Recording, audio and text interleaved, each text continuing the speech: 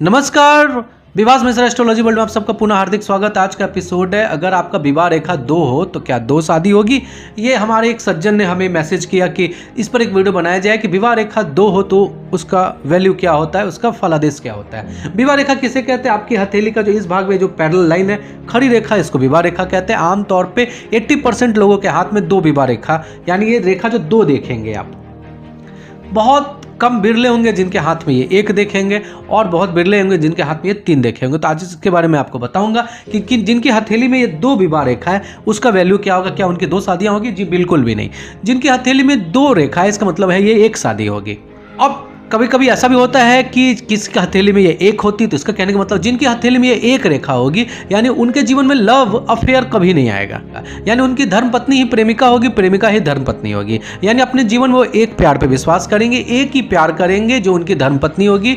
यानी आप आंख बंद करके सोच सकते हैं इनके आगे पीछे इनके लाइफ में कभी ना तो कोई था ना तो कोई है, कोई था जिंदगी में तुम्हारे सिवा वाला मामला होगा।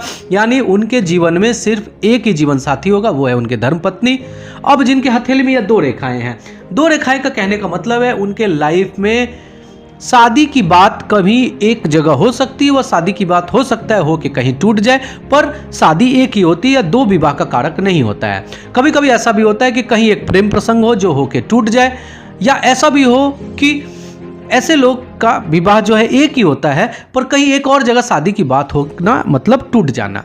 यानी हमारा आज का जो एपिसोड बताया गया कि 2 अगर ये पैरेलल लाइन है, इसका कहने का क्या मतलब है? 2 पैरेलल लाइन का मतलब कतई नहीं समझिए कि 2 शादी, तो पैरेलल लाइन का मतलब है कि एक स्ट्रॉन्ग शादी, यानी जीवन साथी एक होगा, उसके साथ प्रेम मोहब्बत बहुत ज्यादा होगा। अब कभी कभी ऐसा होता है कि यह रेखाएं 3 हो जाती है। हाँ, यहां पर यह 2 शादी को बताता है।